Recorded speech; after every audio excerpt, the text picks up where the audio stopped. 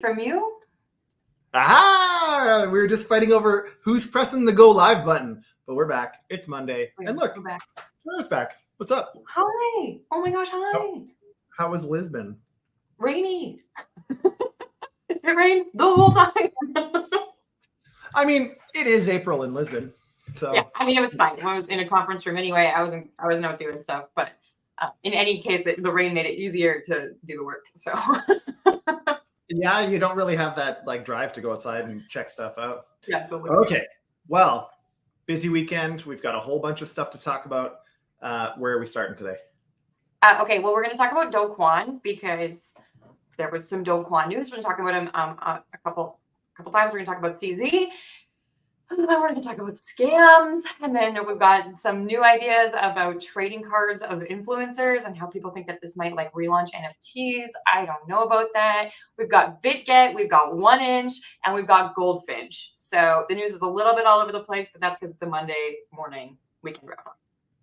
Monday morning weekend roundup. Lots of stuff. We got you covered. I'll tell you about this hoodie eventually because it's loud. Can you like get close to see it? It's loud. The whole hoodie's like. It looks like Real Monsters. Remember that show? Real Monsters. Yeah, vaguely. Nonetheless, it's pretty cool. It's like a nice soft merch feeling, so I'm a fan. But let's go.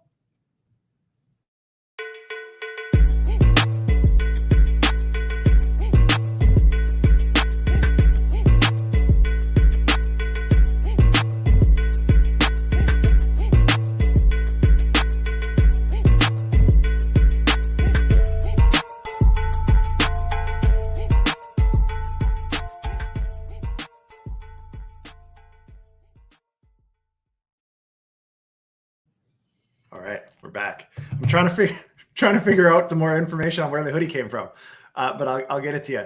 Okay, go. Did you hear about Do Kwon over the weekend? Couldn't miss it. All over your feed. So Do Kwon and Terraform Labs were found liable by a New York jury for defrauding investors, leading to a $40 billion loss. The verdict comes after the SEC's lawsuit alleging false claims about their crypto assets. This marks a significant moment in addressing fraudulent activities within the crypto industry.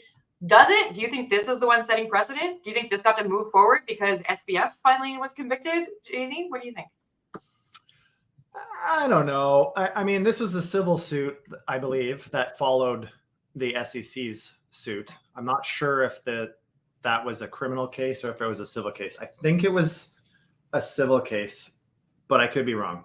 Anyways, I mean, we've talked about this so much. I'm just happy that there's some sort of conclusion budding, I think. I mean, Terra Luna was very strange from the very beginning. And they did some interesting stuff and it went bananas. And unfortunately for Do, he also thumbed his nose at regulators and anyone that would listen for years. And even after this all happened, he was arrogant enough to go on podcasts and laugh about it and so on.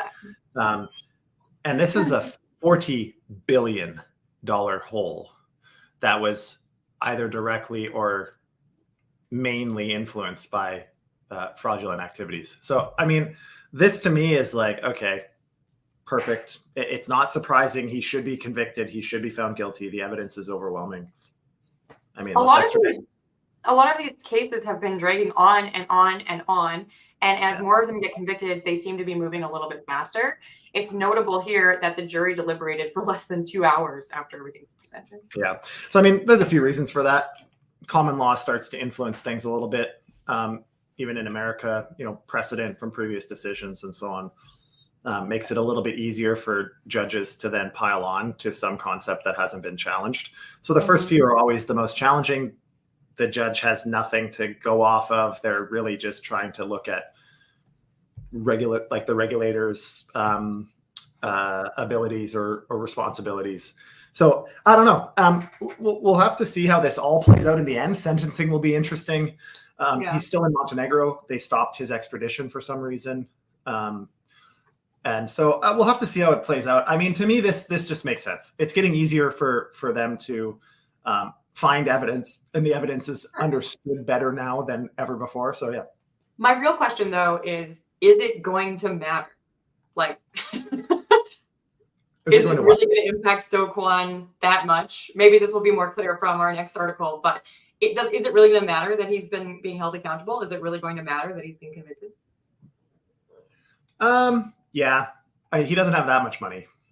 40 billion is like the entire peak market cap essentially of Terra Luna. So I mean, yes, Do Kwon was a crypto billionaire. He surely isn't anymore. Will this matter? I mean, there needs to be carrot and a stick. History has shown that you generally need both. And so we've seen the stick being used a couple of times, in my opinion, a couple of times in error also. But here, definitely not. SBF, definitely not. There needs to be a stick. It needs to be big and probably spiky so that it sucks bad enough that it deters people from doing this dumb shit. Because as an example, if he was able to defraud 40 billion and get a very small jail sentence or a small fine, like what kind of deterrent is that? He should be in jail indefinitely, in my opinion, and he should be responsible financially for this entire gap for his whole life. If he can pay it back, cool. If not, then he shouldn't be living large. So anyways, tell us about CZ, because we spent a long time talking about Do. So yeah, I mean, CZ obviously probably one of the more well-known crypto billionaires, obviously starting Binance, but he's been fined $4.3 billion after pleading guilty to money laundering charges, which constitutes the wealthiest individual in the crypto world with a net worth of 33 billion. So he's worth 33 billion. He's facing fines of 4.3 billion. This is the counterexample to what I just said. The guy's made $33 billion, arguably on questionable business activities over the last decade. This is the exact opposite. 4.3 billion is a little more than 10%, I guess, of his portfolio. He doesn't give a shit. He'll earn that back in the next 10 minutes in market. Absolutely. So that stick is not very useful to a guy like CZ, unless they're actually going to make it hurt. But I mean, it's so negligible. And the U.S. Justice Department said in a press release that when you place profits over compliance with the law, you will answer for your crimes in the United States. And I feel like, okay, fine, this billions of dollars is probably really substantial to the average person, but it isn't substantial to CZ. So I don't know that it really qualifies as answering for your crimes. Like, this to me just isn't being made to answer for your crimes. Like, he literally won't even notice. Like, actually, he can get rid of $4 billion. I can't remember offhand where it is, but there are some areas or there are some regions where if you get a speeding ticket, that ticket is based off of your previous tax return, right? So if you're super poor, you get a speeding ticket that like is maybe negligible to somebody else, but is really impactful for you. And if you're a super millionaire with a Lambo, you get a speeding ticket that's in the hundreds of thousands because that's the same worth to you, right? Yeah, I mean, there's got to be some like baseline punishment for this stuff. Like, even if you're poor but you scam people for a couple billion, you still shouldn't be scot-free after that. But having said that, I think, again, this is just something that I think should be taken into consideration, because again, this doesn't matter. Like, did he even really learn a lesson here? All it means is he's going to donate a few less billion, like, to some cause that none of us care about. Anyways, enough of these guys, enough of these scams. Well, I was going to say, we've got all these big guys doing scams, but there are little guys doing scams too. So a crypto investor who's pretty famous in the influencer world, people call him Selwyn Over. He lost $800,000 to malicious Google Chrome extensions.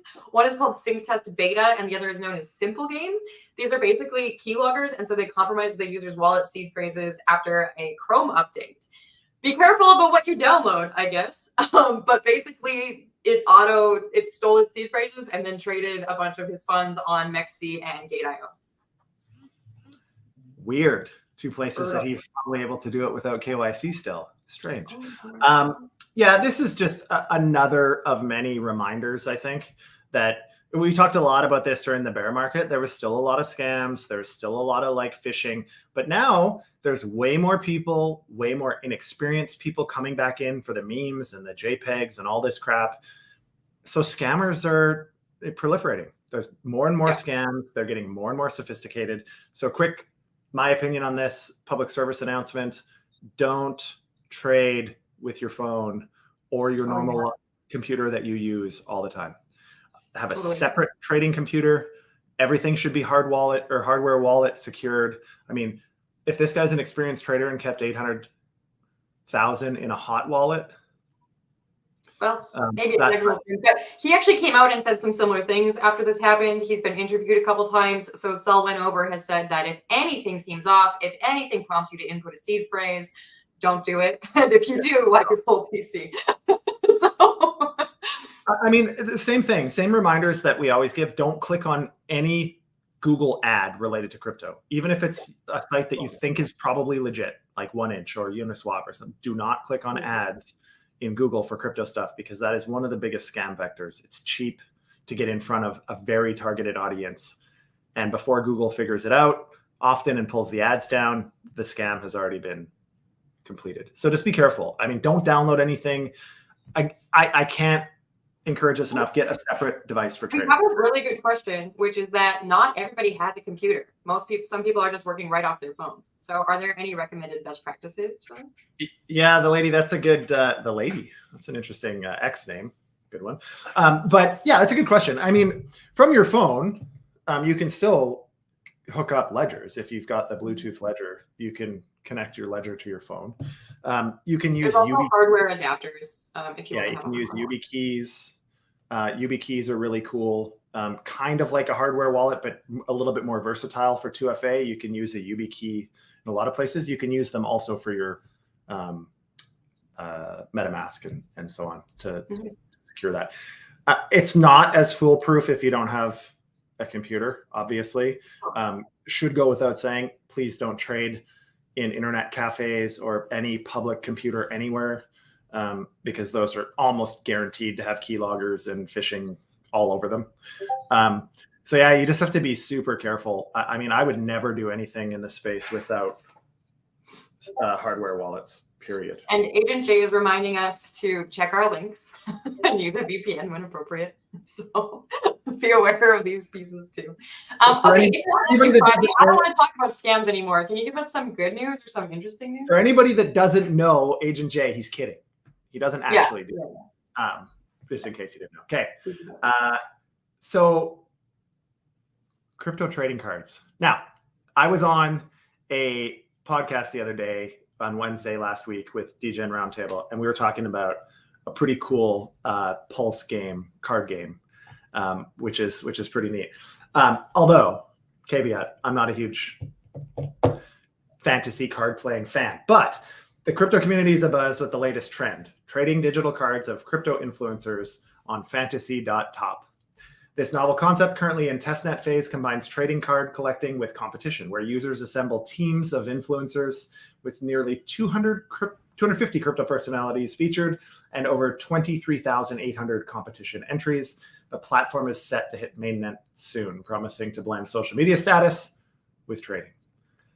I don't know a heck of a lot. Are you one of the personalities? I doubt it. I'm hardly. There's a lot of personalities. 250 crypto personalities? Yeah, I'm for sure not in the top 250 of. Oh, come on. Okay, I like this. It's kind of like fantasy football, but for super crypto degens. I mean, it's kind of cool. I just think there's some like really arbitrary ways to measure how effective an influencer is. And I think the like apples to apples comparison is almost impossible. So it'll be interesting to see how this plays out. I don't know. It's also been fun. It's on Blast. It's a new way to use NFTs. It's kind of a fun resurgence, if you will, of a different way that you can participate in NFTs if you were missing out on that last DeFi summer. So you can kind of onboard for it. I think it's fun.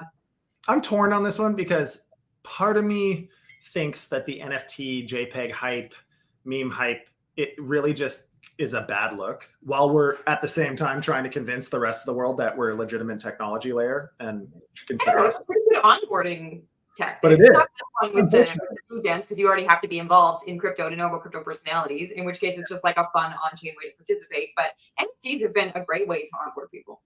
I totally agree. I just think it's also a great way to alienate people once they lose their shirt thinking they're going to become billionaires on NFTs. That being said, I do like that this is an iteration away from, hey, it's just a JPEG. Yeah. They're trying to build some sort of community activation. I like it. I mean, I like it insofar as I like this kind of project. But I like any community activation. And I'm going to talk about BitGet and what they're doing for the next talent, for the next community activation. So basically, BitGet has launched the BitGet COO Apprentice Program throughout Europe. The idea here is that they can cultivate the next generation of Web3 talent. The initiative, which is part of the Blockchain for Youth project, offers young enthusiasts hands-on training with BitGet's top execs, including a unique mentorship trip to Dubai. That's pretty cool. The program highlights BitGet's commitment to nurturing future blockchain industry leaders and supporting innovation within the Web3 ecosystem. But what I like about it is that we're going to be onboarding the next generation of devs and marketers and business associates and so on and so forth who are going to be Web3 native. This is really big. I think that's really cool. Yeah, I mean, I think it's super cool because I'm just a fan of this type of thing. I think it's really neat to get people to meaningfully show what they've got in terms of applying for jobs. I also love this because I think the typical recruiting method of years past or of cycles past has been lots of tokens, lots of money, contract employee, and they work for you for a few months and then go somewhere else. And I think most crypto companies are over that.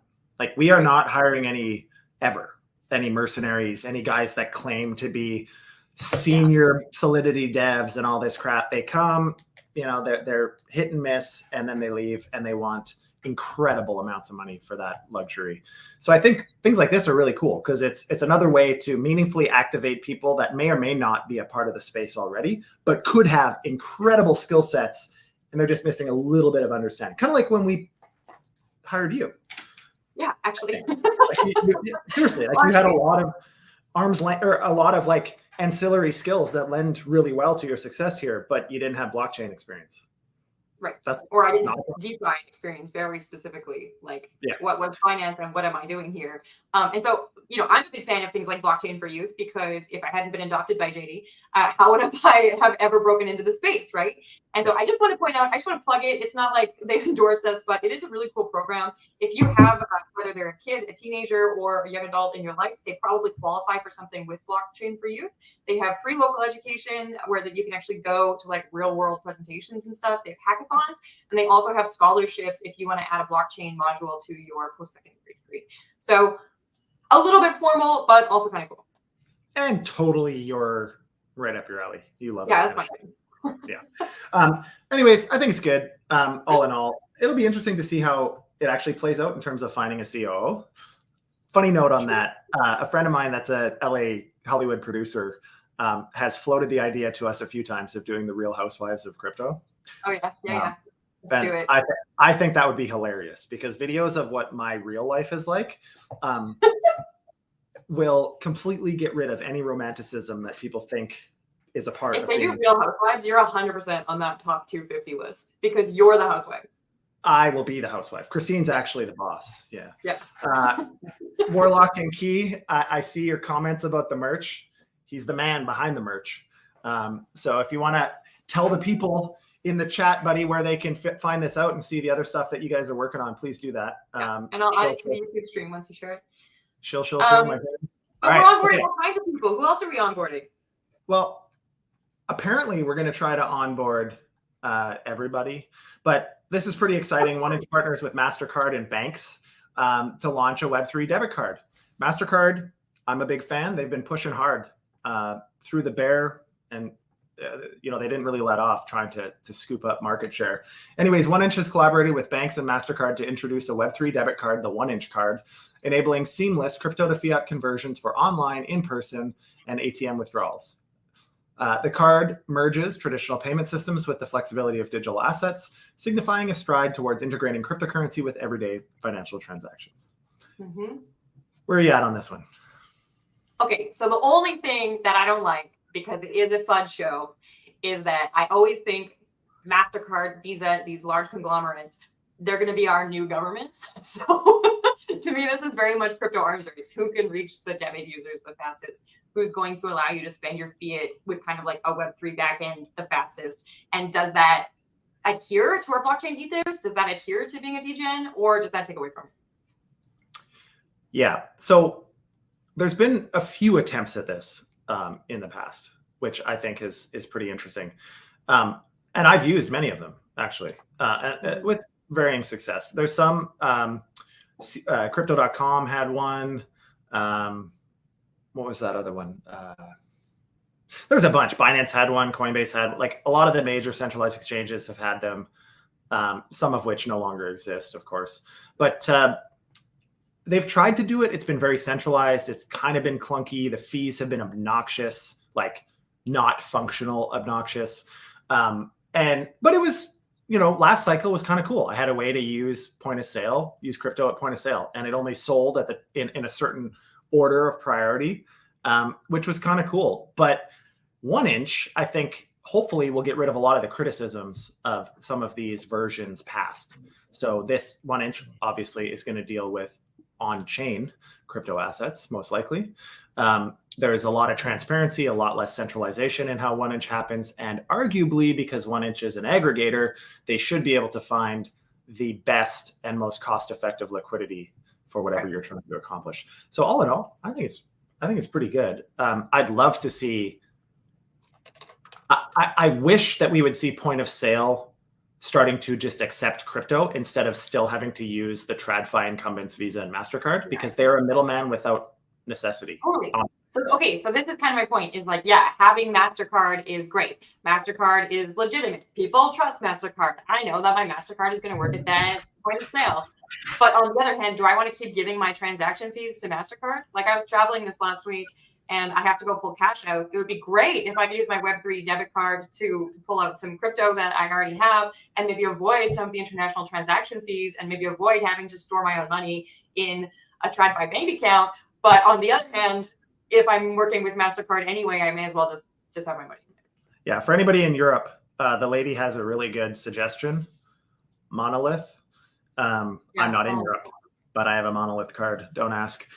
It was the very first that I've seen that was like pretty close to on-chain, and you had a lot more control over it, and the fees were actually not super crappy.